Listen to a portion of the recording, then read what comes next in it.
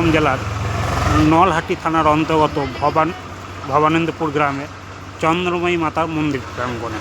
আজ আমরা যাব মাতা চন্দ্রময়ী মাতার মন্দির, সেই মন্দিরে। হ্যাঁ বন্ধুরা, আমরা পৌঁছে গেলাম মা চন্দ্রময়ী মন্দিরে। এই উঠছি সিঁড়ি, যে ছোট্ট একটা সিঁড়ি দেখছেন, ছোট্ট পাহাড় হলেও সেখানে ওঠার সুবিধার্থে সিঁড়ি করে দেওয়া হয়েছে। এই সেই চন্দ্রময়ী পাহাড়, যেখানে মা চন্দ্রময়ীর মূর্তি আছে। আমরা ধীরে ধীরে এই পাহাড়ের মধ্যে উঠব। আপনারা লক্ষ্য করেছেন এই পাহাড়ের গায়ে অসংখ্য গাছ, যে জায়গাগুলো খুব সুন্দর সুন্দর শোভাবর্ধন করছে। এখানে এসে আপনাদের 4 চাকা 2 চাকা পার্কিং করার কোনো অসুবিধা নেই, ফাঁকা জায়গা।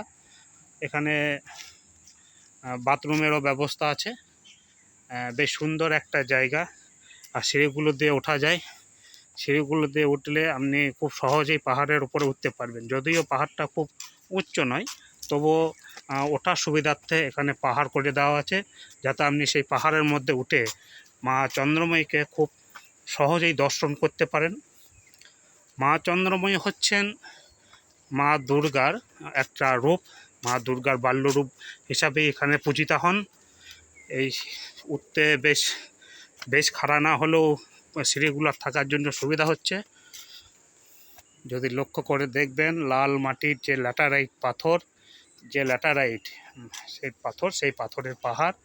এই পাহাড়ের উপরও বেশ গাছপালা আছে। জায়গাটা খুব সুন্দর। পাহাড়ে ওঠার জন্য সিঁড়ি করে দেওয়া আছে। এই সিঁড়ির মধ্যে দিয়ে ধীরে ধীরে আমি উঠে চলেছি। এখন আমি একদম পাহাড়ের শেষ প্রান্তে উঠে পড়েছি। এখানে রাস্তা দুটো ভাগে ভাগ হয়ে গেছে। এইদিকে একটা চলে গিয়েছে মা চন্দ্রময়ী মন্দির, এদিকে একটা চলে গিয়েছে। দেখা যাক এদিকটাই আসার পরে কি দেখতে পাওয়া যাক। পাহাড় থেকে দেখতে পাচ্ছেন ঘন জঙ্গল। পাহাড়ের গায়ে যে জঙ্গল, সেই জঙ্গলের যে রূপ, সেই রূপ। জঙ্গলের ওপারেই আপনার ঝাড়খণ্ডের এরিয়া। এখানে নানা ধরনের গাছ, শাল গাছ, আম গাছ, কাজু গাছ, নানা ধরনের গাছ আছে দেখতে পাচ্ছেন। আমরা চলে এসেছি মা চন্দ্রময়ী মন্দিরের কাছাকাছি। একটা হাঁড়িকাঠ, যেখানে মায়ের পুজোর সময় বলি হয়। এই যে হাঁড়িকাঠটা দেখতে পাচ্ছেন। এখন আমরা উঠবো মা চন্দ্রময়ীর যে শিলামূর্তি, সেখানে। প্রথমেই আমরা দর্শন করব মা চন্দ্রময়ীর যে শিলামূর্তি, সেই শিলামূর্তিকে।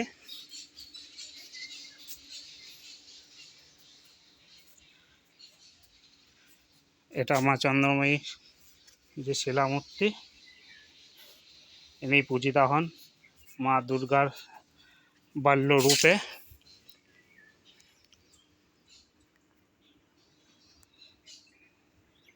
খুব জাগ্রত মা, দেখতেই পাচ্ছেন কত সুন্দর একটা জায়গা। চারিদিকে জঙ্গল, পাহাড়। এদিকটা পাহাড়টা এসে বেশ কি বলবো, উঁচু লাগছে।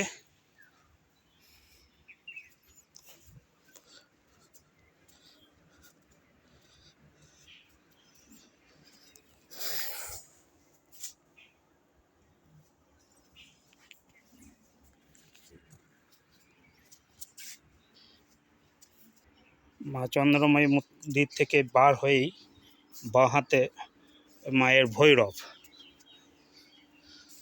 এটা মায়ের ভৈরব চন্দ্রতীর্থ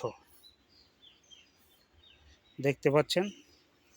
প্রতি বছর মাঘী পূর্ণিমায় এখানে মেলা হয়। খুব জাগ্রত মা, মেলা খুব ধুমধাম সহকারে হয়। নলহাটি থেকে 7 কিলোমিটার থেকে 8 কিলোমিটার হবে। এবং এত সুন্দর একটা জায়গা, যেটা প্রচারের আলোতে আসেনি, অনেকেরই অজানা থেকে গেছে।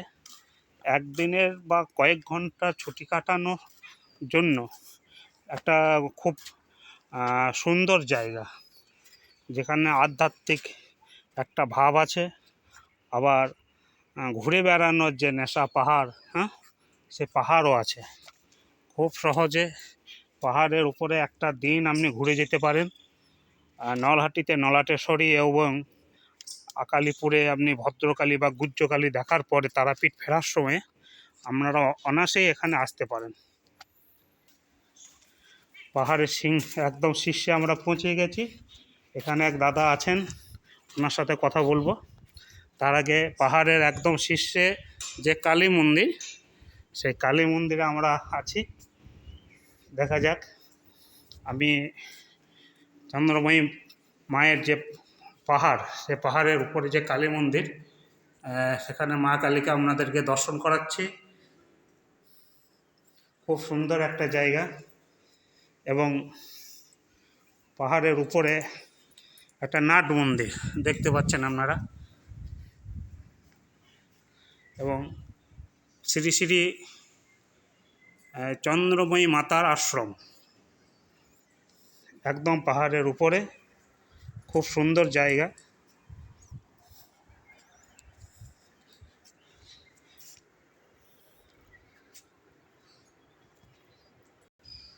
কালী মন্দিরের যে দৃশ্য, সেটা আপনারা দর্শন করুন।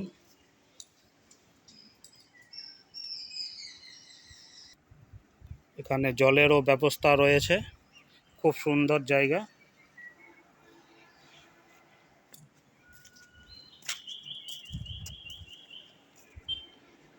আপনারা যারা আমাকে ব্যক্তিগতভাবে চেনেন, তারা সকলেই জানেন যে আমি ঘুরে বেড়ানোই আমার নেশা। ঘুরতে ঘুরতে এমন একটা সুন্দর জায়গাতে যে আমি আজ পৌঁছে যাব, আমি নিজেও কল্পনা করতে পারিনি। ইচ্ছা করছে যে থেকে যাই, কিন্তু সে উপায় নেই, বাড়ি ফিরতে হবে। তো আমি অনুরোধ করব যে যারা তারাপীঠ আসেন এবং তারাপীঠ থেকে নলহাটি আসেন মা নলাটেশ্বরীকে দর্শন করতে, এবং অনেকেই নলাটেশ্বরী থেকে আকালিপুর গুহ্যকালী ওখানে যান মাকে দর্শন করতে, তাদেরকে অনুরোধ করব আপনাদের এই নলাটেশ্বরী থেকে মাত্র 7-8 কিলোমিটার রাস্তা, এখানে এসে একবার এই চন্দ্রময়ী পাহাড়ের উপরে মা চন্দ্রময়ী মাকে একবার দর্শন করে যান। আপনাদের মনস্কামনা মাকে জানিয়ে যান। মা খুব জাগ্রত, আপনাদের মনস্কামনা পূর্ণ হবে।